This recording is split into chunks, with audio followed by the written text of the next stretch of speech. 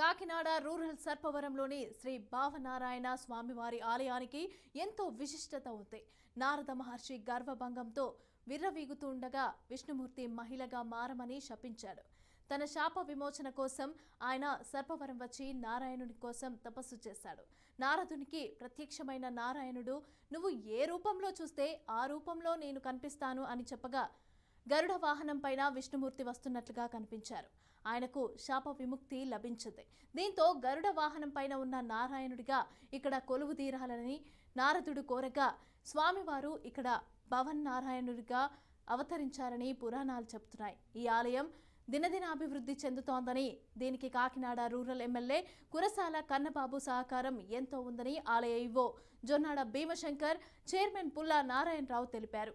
భావన్ నారాయణ స్వామి ఆలయాన్ని అలాగే అక్కడున్న మరిన్ని విశేషాలకు సంబంధించి మా ప్రతినిధి సాంబశివరావు అందిస్తారు. కాకినాడ జిల్లా కాకినాడ రూరల్ సర్పవరం, ఇది భావనారాయణ స్వామి ఆలయం. దీనికి పెద్ద చరిత్ర ఉంది. సర్పవరం అంటే సర్పానికి నారాయణుడు వరం ఇచ్చాడు కాబట్టి సర్పవరం అయింది. వాస్తవానికి నారద మహర్షి గర్వభంగంతో వెళ్ళినప్పుడు ఆయనకి శాపం పెట్టినప్పుడు మహిళగా మారుతాను శాపం పెట్టారు. ఆ శాప విమోచన కోసం బయట ఉన్న నారదగుండంలో ఆయన స్నానం చేస్తే చెయ్యి వరకు మాత్రం మహిళది ఉండి మిగతాదంతా మారింది. ఇది పెద్ద కథ ఉంది. ఎందుకంటే ఇక్కడ ముగ్గురు భావనారాయణులు కొలువు తీరిన భారతదేశంలో ఏకైక క్షేత్రం ఇది. స్వయంభూగా భావనారాయణుడు గరుడ వాహనంపై ఉన్న స్వామిని ఇక్కడ తప్ప దేశంలో ఎక్కడ మనం చూడలేం. రెండోది నారద మహర్షి ప్రతిష్ట, మూడోది సర్పరాజు ప్రతిష్ట. ముగ్గురు భావనారాయణులు ఒకే ఆలయంలో కొలువు తీరిన క్షేత్రంలో ప్రస్తుతం మనం ఉన్నాం. ఈ ఆలయాన్ని జీవితంలో ఒక్కసారైనా ప్రతి హిందువు దర్శించుకోవాలని ఉబలాటపడతారు. దేశ నలుమూలల నుంచి ధరలు వస్తారు. మన దగ్గర చైర్మన్ నారాయణ గారు ఉన్నారు, అదేవిధంగా ఈవో గారు ఉన్నారు.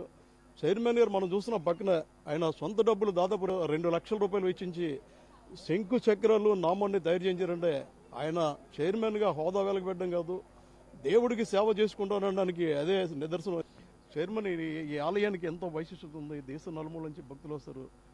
నారద మహర్షి ప్రతిష్ఠించిన భావనారాయణుడు, అదేవిధంగా సర్పరాజు ప్రతిష్ఠించిన భావనారాయణుడు, స్వయంభూ భావనారాయణుడు ముగ్గురున్న క్షేత్రం ఇది. దీన్ని ఇంకా మనం ఎలా అభివృద్ధి చేయాలి? జై శ్రీ భావనారాయణ స్వామి. సర్పవర క్షేత్రం అతి పురాతనమైన విష్ణు క్షేత్రం.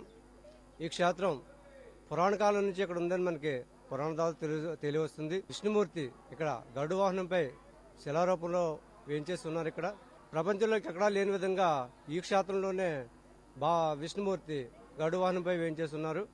అదే క్షేత్ర మహత్యం. మాఘమాసం ఈ క్షేత్రానికి చాలా విశిష్టమైన మాసం. మాఘమాసంలో వచ్చే ప్రతి ఆదివారం కూడా భక్తులకు అన్నదానం చేస్తాం. ప్రతి ఆదివారం కూడా సుమారు 50,000 నుంచి 60,000 మంది భక్తులు వస్తారు.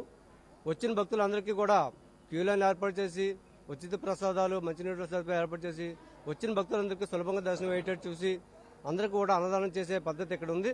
మేము ఇక్కడ చేసే ప్రతి కార్యక్రమం కూడా మా గ్రామస్తుల సహకారం, అలాగే మా గౌరవ శాసనసభ్యులు శ్రీ కురసాల కన్నబాబు గారు మాకు ఈ ముక్కోటి ఏకాదశి కానీ ఈ ఆలయంలో ఏ కార్యక్రమం జరిగినా సరే మా ఎమ్మెల్యే గారు ఎప్పుడూ మాకు ఆదేశాలు ఇస్తూ ఉంటారు.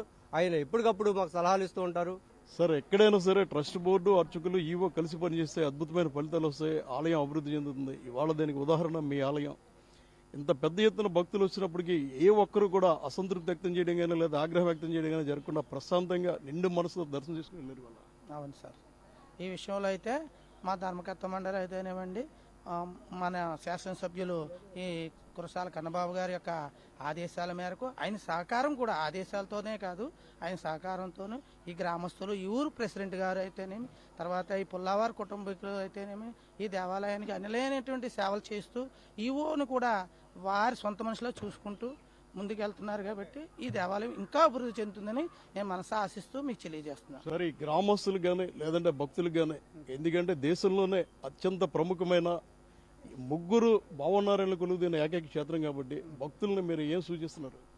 భక్తులను ప్రతిసారి కూడా కోరేది ఏంటంటే స్వామివారికి ఆదరణ జరిగేలాగా అందరినీ సహకరించమని గ్రామస్తులను కోరుతున్నాము. ప్రస్తుతం గ్రామస్తుల సహకారం చాలా ఎక్కువగానే ఉంది. మొత్తం మీద ఈ భావనారాయణుడు భారతదేశంలోనే ఏకైక భావనారాయణ స్వామి ఆలయం కాబట్టి ప్రతి హిందువు తన జన్మలో ఒక్కసారైనా కాకినాడ జిల్లా కాకినాడ రూరల్ సర్పవరం ఇలాంటి ఆలయాన్ని భారతదేశ వ్యాప్తంగా హిందువులంతా దర్శించుకుని తరించాలని ఇటు ఈవో గారు, చైర్మన్ గారు కోరుతున్నారు. కెమెరామెన్ దర్బాబుతో సాంబశివరావు, బీఆర్కే న్యూస్, సర్పవరం భావనారాయణ స్వామి ఆలయం నుంచి.